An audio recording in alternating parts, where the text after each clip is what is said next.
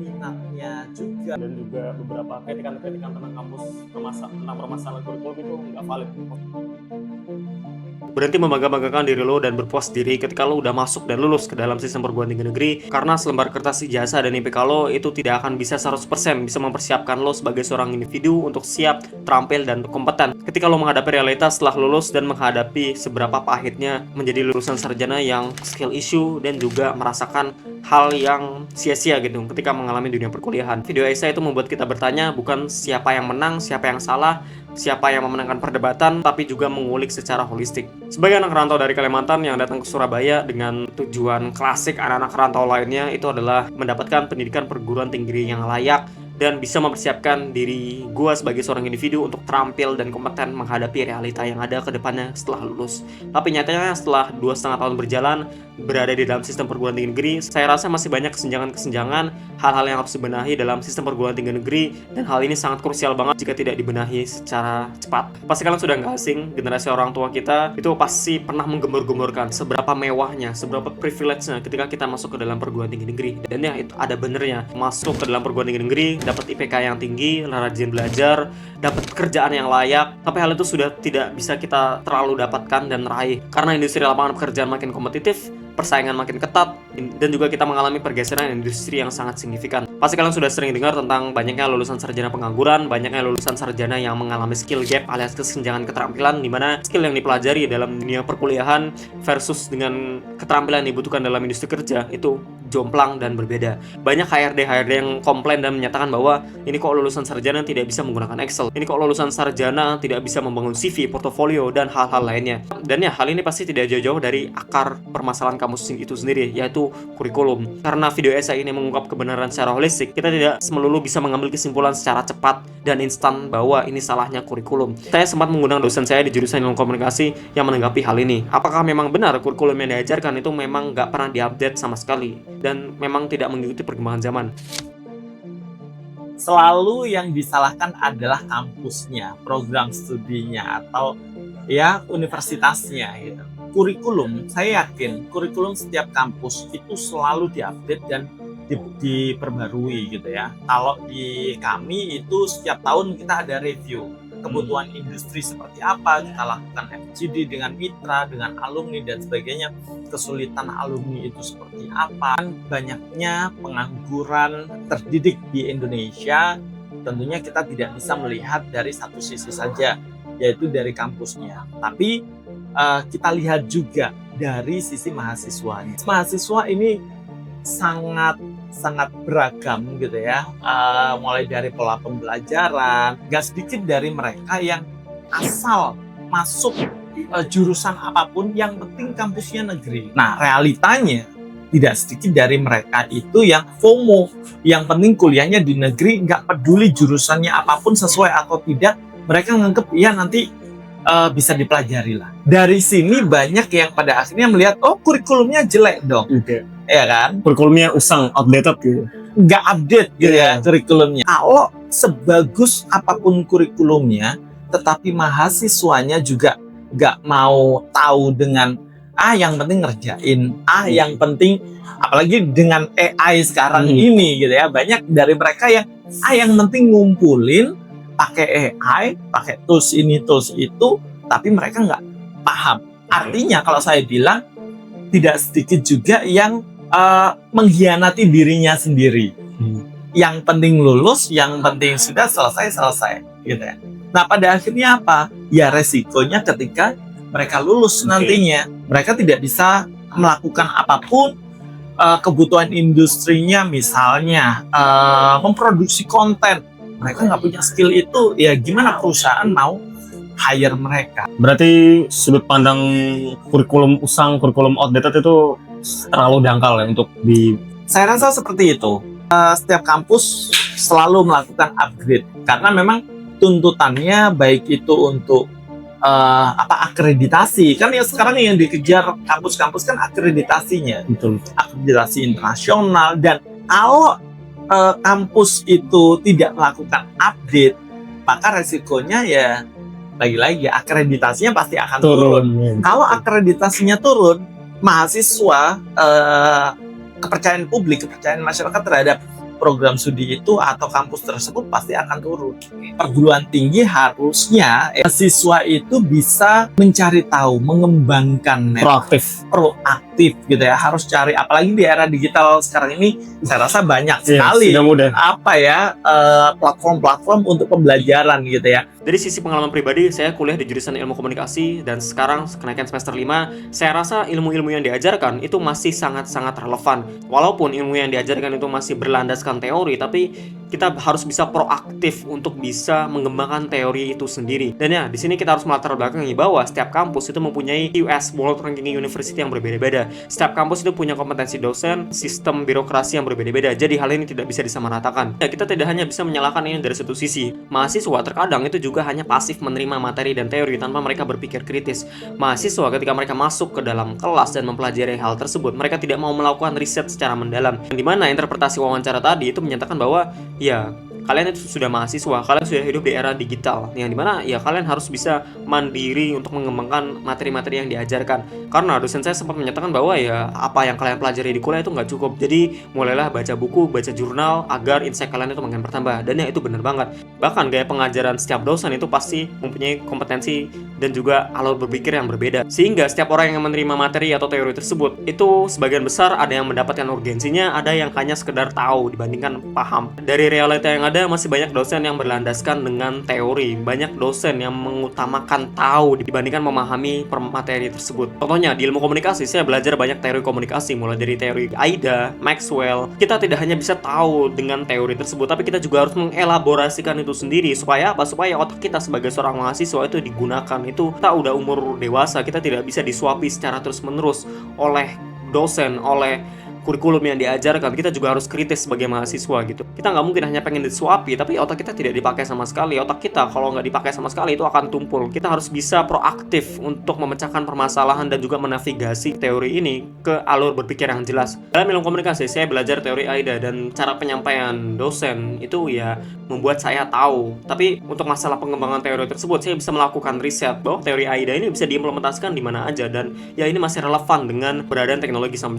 sekarang. Contohnya pembuatan konten dengan elemen-elemen AIDA, pembuatan copywriting, pembuatan jurnalis berita. Tapi di sini ada kesenjangan. Dosen tidak harus melulu 100% mengandalkan teori-teori aja, tapi juga harus tahu mengimplementasikan dan urgensinya ini apa. Kenapa? Karena secara biologis otak kita itu bukan album foto, melainkan buku navigasi panduan untuk bertahan hidup. Dia nggak akan bisa mengingat setiap detail informasi yang disampaikan, melainkan dia hanya mengingat suatu hal yang relevan dan penting bagi dirinya. Jadi sebagai dosen, saya harap bisa menjabarkan materi-materi atau teori tersebut dengan cara yang kreatif, unik, dan juga tahu cara implementasinya di mana. Apakah ini sepenuhnya salah kurikulum? Oh iya, nggak juga. Kita sebagai Gen Z yang sudah mempunyai akses teknologi yang sangat-sangat kaya informasi, harusnya kita bisa memanfaatkan hal itu. Kita mendapatkan privilege untuk mencari informasi. Dan ya, dosen itu hanya menyampaikan materi. Sisanya materi tersebut itu mau diolah seperti apa, itu balik lagi ke dalam diri kita masing-masing. Itu balik lagi ke dalam otak kita. Dan ya, ada langkah baiknya dosen juga bisa memberikan tugas yang sangat kreatif, bukan monoton yang hanya mengandalkan kerja kelompok tanpa mereka tahu urgensi harus mengerjakan itu apa. Lulusan sarjana pengangguran, skill issue, tapi waktu luangnya hanya dipakai buat scrolling, tapi waktu luangnya hanya dipakai cuma buat nongkrong-nongkrong nggak jelas.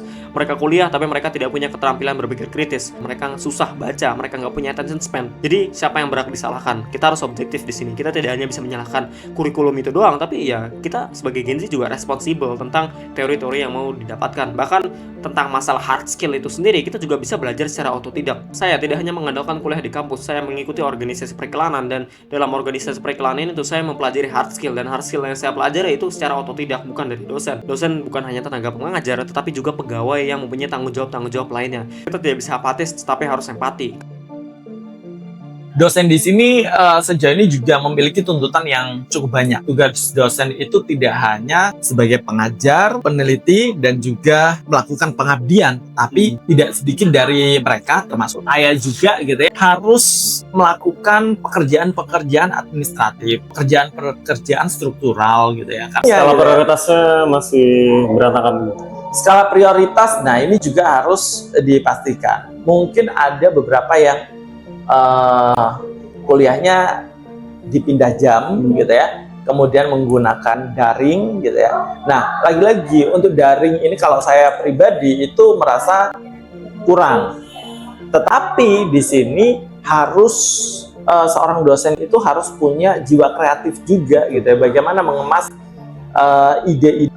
ide-ide, konsep-konsep, teori-teori yang bisa disampaikan secara mudah gitu ya. Apalagi sekarang banyak dosen-dosen yang sebagai konten kreator gitu ya, itu mungkin bisa menjadi satu alternatif untuk memberikan edukasi kepada mahasiswa. Kalian harus tahu, negara Indonesia itu memiliki jumlah universitas paling banyak setelah India. Bahkan negara-negara China dan negara Amerika Serikat itu kalah ya gitu. Secara kuantitas kita tuh lebih banyak, itu ada sekitar 4 ribuan gitu. Bahkan negara China yang jumlahnya sekitaran 3 ribuan itu bisa lebih maju daripada kita gitu, dari aspek akademisi dan juga pendidikan. Kalian harus mempertanyakan itu. Kenapa gitu? Kenapa negara Indonesia yang kuantitasnya aja banyak itu lulusan sarjananya itu nggak punya daya saing sama sekali ketika mereka lulus. Dan ya, hal ini balik lagi layaknya jantung dan otak, yaitu kurikulum dan dosen. Dari banyak permasalahan-permasalahan kampus yang saya temui dari teman-teman saya dan orang-orang lainnya, itu adalah jomplang dan banyaknya ketidaksamarataan kompetensi atau kualitas dosen yang mengajar mata kuliah, prodi, dan bahkan sangat banyak sekali fenomena-fenomena di mana mahasiswa itu ngerasa rugi membayar uang pangkal, mengeluarkan duitnya buat transportasi, buat biaya hidup karena mereka ngerantau untuk menjalani dunia perkuliahan. Tapi sayangnya banyak sekali tiba-tiba notifikasi muncul di kelas yang menyatakan bahwa dosen tidak bisa masuk beberapa minggu sampai berbulan-bulan. Bahkan ada dosen itu sampai tidak pernah masuk sama sekali gitu. Entah itu kelasnya diganti menjadi pembelajaran daring, entah itu mereka hanya dikasih tugas tanpa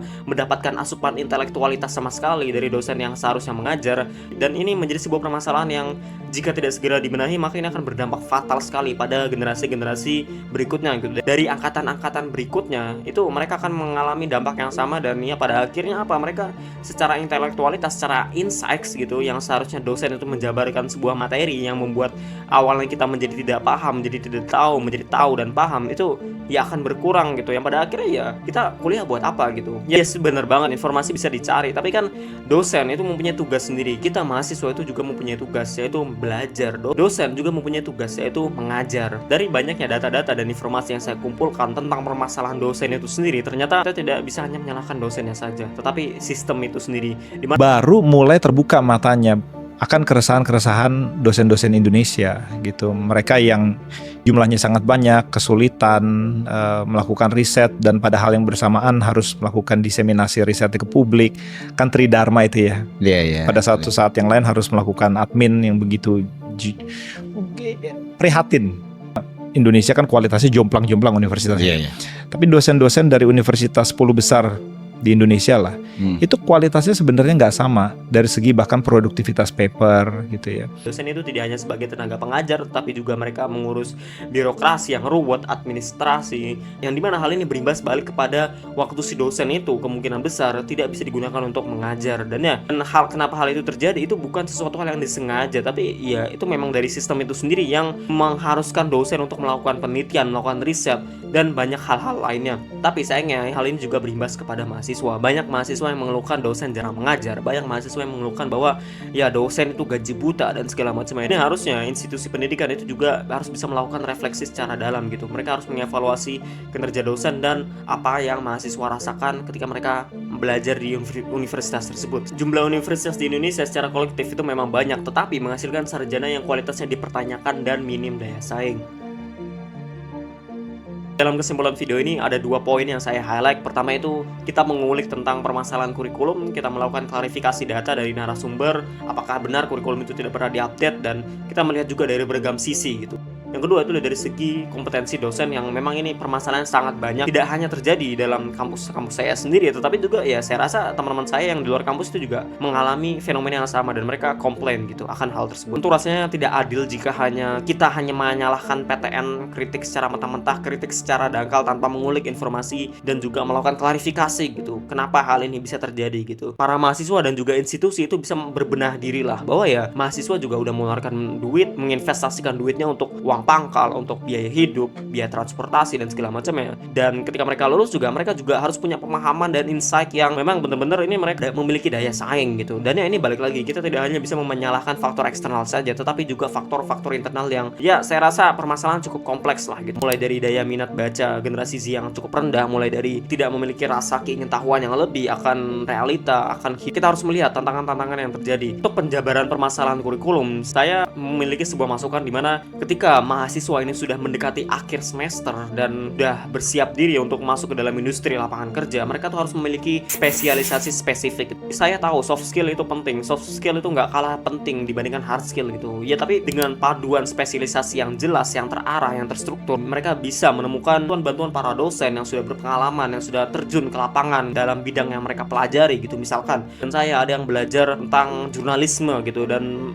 dia sudah berpengalaman dalam media Tempo. Ya udah, dengan pengalaman dosen ini saya harap si dosen ini mungkin bisa membuat sebuah wadah diskusi, wadah curhat, wadah apapun itu untuk berdiskusi ke mahasiswa-mahasiswa yang tertarik ke bidang tersebut. Apa aja konsekuensinya, apa aja yang harus mereka pelajari, alur berpikir seperti apa yang baik untuk menjadi jurnalis yang baik dan segala macamnya. Karena sebagian besar kebanyakan mahasiswa yang saya temui itu mereka masih terlalu pasif dan ingin disuapi secara terus-menerus. Mereka tidak pernah mau mencoba, mereka hanya mengandalkan pendidikan, ilmu itu hanya dari segi perkuliahan doang. Padahal nyatanya ilmu yang kalian bisa dapatkan itu bisa dari mana aja, mau dari workshop, seminar, YouTube, podcast dan segala macamnya. Tapi ini balik lagi dengan konteks dunia perkuliahan, saya harap melibatkan praktek gitu. Karena menurut survei aja generasi Z itu jauh lebih suka praktek dibandingkan hanya metode pembelajaran pasif di dalam kelas. Dan bagaimana caranya, saya rasa tugas-tugas yang diberikan itu tidak hanya sekedar jurnal-jurnal receh, bukan kalimat-kalimat indah yang ditulis, yang diketik kemudian dikumpulkan tapi tidak tahu urgensinya buat apa. Tugas-tugas itu bisa berbentuk sesuatu hal yang mengasah kreativitas para mahasiswa gitu. Poin kedua itulah dari segi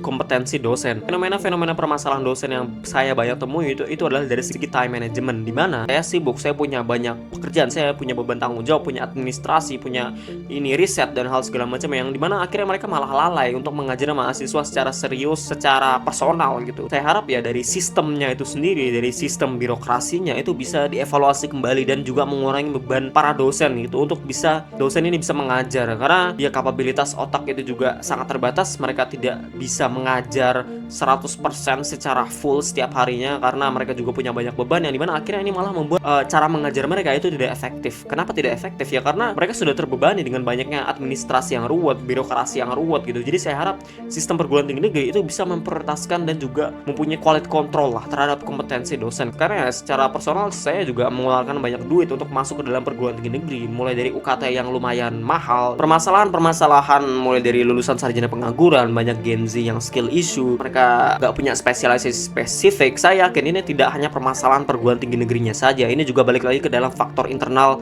para mahasiswa itu sendiri. Secara pengalaman pribadi, saya kuliah dan saya sudah mendapatkan pekerjaan, dan keterampilan saya itu juga saya dapatkan dari kampus. Tapi untuk permasalahan hard skill dan yang saya implementasikan dan saya dibayar buat hal itu saya pelajari secara otodidak. Apakah pekerjaan saya sebagai seorang freelancer itu masih relevan? Ya jawabannya relevan aja. Di dalam kampus saya belajar bagaimana cara berkomunikasi dengan baik, bagaimana menggait atensi para audiens, bagaimana saya berkomunikasi dengan asertif, bagaimana saya melakukan negosiasi, dan hal itu semua terpakai. Tidak hanya bisa menyalahkan 100% serta-merta kampus secara mentah-mentah gitu. Kita harus melakukan refleksi dan tetap bertanya. Dari banyaknya ilmu yang ada di luar sana, dan kemungkinan besar di dalam dunia perkuliahan kalian cuma dapat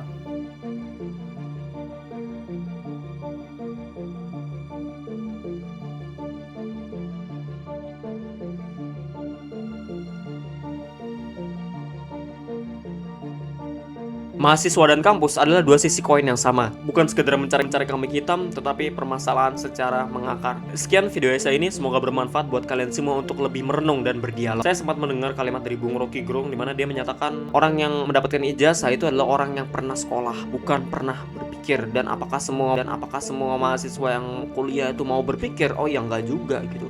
Apakah semua mahasiswa yang mendapatkan materi itu mau aktif untuk mengeksplorasi hal tersebut? Oh ya enggak juga. Dan secara data juga kualitas universitas kita tuh berbeda-beda, tidak bisa disamaratakan gitu. Jadi saya rasa ini bisa menjadi suatu hal yang harus sistem benahi lah gitu, agar kita semua bisa mendapatkan pendidikan yang layak, worth it, merasa tidak sia-sia lah gitu gelar kita. Sekian dari saya, keep improving.